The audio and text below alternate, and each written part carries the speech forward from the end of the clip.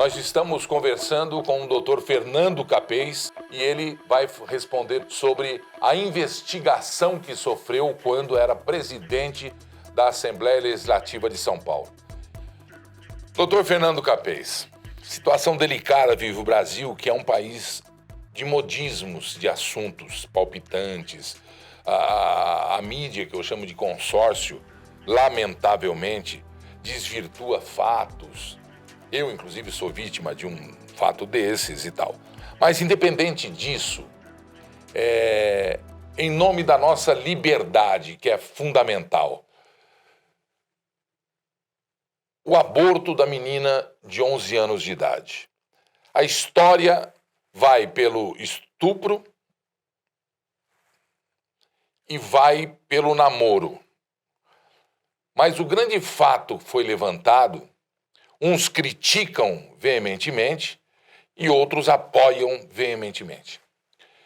Um dos fatos levantados é a demora em que tudo isso foi resolvido, pelo sim ou pelo não. 7 meses. Se existiu risco, ela teve 7 meses de risco de vida. Se existiu crime, ela teve 7 meses de vítima de crime.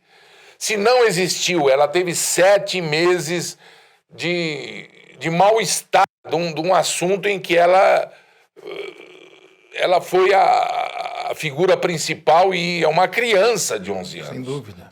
Que não tem preparo nenhum.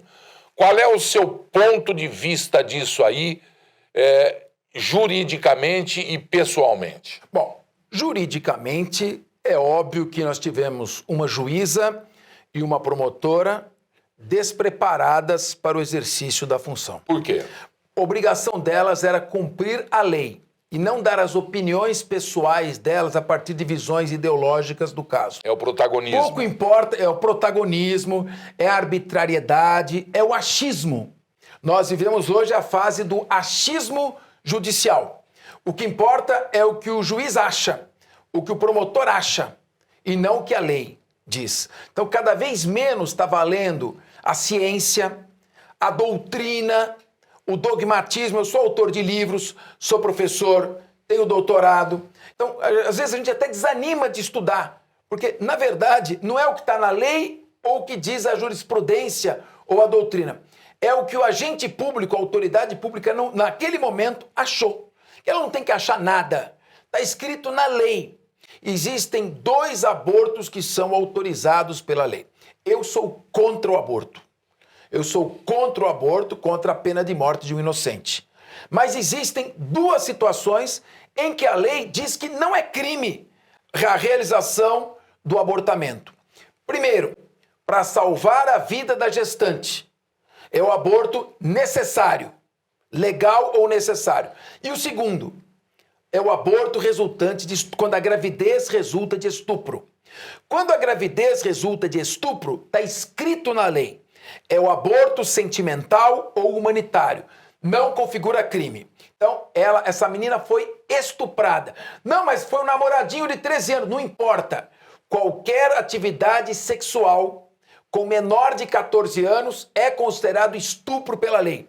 Estupro não é só colocar a faca no pescoço ou praticar violência e submeter a pessoa à conjunção carnal ou ato libidinoso. Não é só isso. 77%, não 90%, dos casos de estupro é o pai que mantém relações sexuais com a filha. Então é isso. E é estupro. Então ela foi estuprada porque ela praticou ato sexual menor do que 14 anos. É estupro. Se é estupro, está coberto pela lei. Agora, primeiro, o hospital se acovardou. A juíza e a promotora se acovardaram. E nós chegamos a uma situação, por culpa do poder público incompetente, poder público ineficiente, hospital omisso, que essa menina, uma criança de 11 anos, estava com uma gestação de 7 meses. É óbvio que um aborto num bebê de 7 meses é uma coisa hedionda. A imagem deve ser algo extremamente chocante. Mas a vítima tem o direito por lei. E ela não é obrigada a conviver com o produto de um crime. Agora, demoraram muito para autorizar. Eu conversei com um grande especialista em medicina legal, Dr. Nelson Bruni, e ele disse o seguinte: a gravidez é de risco para a menina de 10 anos, para a menina de 11 anos também. Há uma questão relacionada a isso. Então, eu acho, nós brasileiros, antigamente gostávamos de dar muito palpite em futebol, na seleção. O Brasil tem 120 milhões de técnicos. Lembra quando o Brasil tinha... Hoje são 200. Quando o Brasil tinha 120 milhões de habitantes? Não tinha problema, porque pelo menos eram palpites em futebol. Hoje todo mundo quer dar palpite sobre lei, sobre essas questões. E aí começa essa discussão, e aí contamina o Poder Judiciário. E aí vivemos hoje uma enorme insegurança jurídica, tanto dos tribunais superiores, quanto de juízes, quanto promotores. Cada um faz aquilo que acha que deve fazer. Isso gera uma imprevisibilidade enorme. Ninguém sabe o que vai acontecer, porque não vale a lei, vale o que os juízes dizem naquele caso concreto. E sabe o que é o custo da insegurança jurídica? Não é bate-boquinha de Brasília, eu mando mais que você, eu sou mais autoridade que você. Não é bate-boquinha. Essa insegurança jurídica trava o desenvolvimento econômico, impede investimento externo aqui no país, deixa de gerar emprego, e quem sofre com isso é a população que mais precisa, que é a população que precisa de emprego, precisa de desenvolvimento econômico, de um Estado pujante, um Estado que tenha recursos para dar assistência na saúde, na educação. Então, infelizmente, é isso que está ocorrendo. Tudo é reflexo do ambiente de instabilidade provocado pelo achismo jurídico. É o que está acabando com o país, eu acho. O senhor é a primeira autoridade que eu consigo trazer aqui e não vou deixar de questioná-lo sobre um assunto que todo mundo pergunta por quê? Por quê? Por quê? Cracolândia. Eu costumo dizer que o prefeito João Dória bateu o pé na Cracolândia como num formigueiro e espalhou a Cracolândia. E que depois o governador João Dória nada fez para eliminar, no bom sentido, na saúde, para que se acabasse tudo isso que está acontecendo em São Paulo. Como é que o senhor vê isso?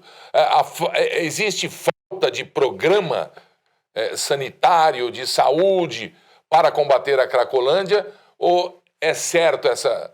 Bom, primeiro, não adianta espalhar as pessoas que estão na Cracolândia para outro lugar, elas não vão desaparecer. Continua a Cracolândia. Então, aquela rua está resolvido, mas na outra rua não está.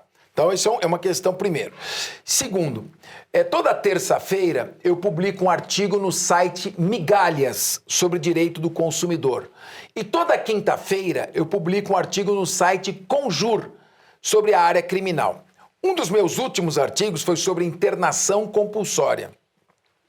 Ali na Cracolândia não tem outro jeito. A legislação permite, o poder público tem que levar aquelas pessoas, claro, com os cuidados necessários, à internação compulsória. Não se trata aquele nível de dependente químico com tratamento ambulatorial e muito menos nas ruas. Nós temos duas alternativas: passar por ali e olhar para o outro lado, que é o que o Estado tem feito, ou enfrentar a situação com coragem e começar a trabalhar a internação compulsória em clínicas públicas. A questão da dependência química está se tornando um problema de calamidade social. Mundial. Chegou em Nova York. No mundo inteiro. Los Angeles, e o São crack, Paulo. E o crack, ele é uma droga barata e que, ao contrário do que se propagava, ele não causa morte imediata. Ele vai agonizando, ele vira um zumbi. Vai furando o cérebro. E é necessário, urgente, trabalhar a internação compulsória, procurar devolver essas pessoas à vida, porque elas perderam essa vida. Vamos ser leão aqui. O que é internação compulsória? É pegar na marra o sujeito e levar para tratamento? De desintoxicação? É conduzir o sujeito para um exame clínico com assistência e supervisão do Ministério Público, a fim de verificar se é necessária, se possível até com autorização da família, se não tiver familiares para autorizar, com suprimento de autorização judicial, ouvir do Ministério Público. Mesmo a família negando? Para que ele, se a família negar e houver uma necessidade, essa negativa pode ser suprida por autorização de um juiz. Defensoria Pública, Então, por exemplo? a Defensoria Pública, ou não, o próprio Poder Público pode fazer isso diretamente. Ou a Prefeitura, por exemplo, pode tomar, ou o Estado pode tomar essa... Ou a própria Defensoria também. E não toma por quê, doutor? Tem toda uma visão ideológica, ele tem o direito de ficar na rua, é direito dele ficar ali. Como o direito dele ficar ali? Ele está em meio à sujeira, se alimentando mal, consumindo drogas que está destruindo o corpo dele. Prejudicando o entorno. Ele tem algum tipo de consciência para avaliar o que é melhor para ele? Já perdeu essa consciência.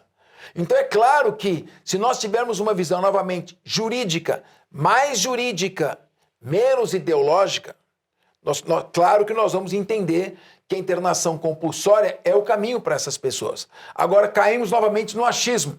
Quem não faz nada para essas pessoas, nega o direito delas se recuperarem, voltarem à sua vida normal, são os primeiros a dizer, ele tem o direito de ficar ali. Em outras palavras, que se dane, deixa ele ali, porque para mim a minha bandeira político-ideológica fica bonita falando isso. Dá menos trabalho do que eu tentar salvar aquelas pessoas. É o De Cara com a Fera. É TV Leão. TV Leão traz entrevistas polêmicas no De Cara com a Fera.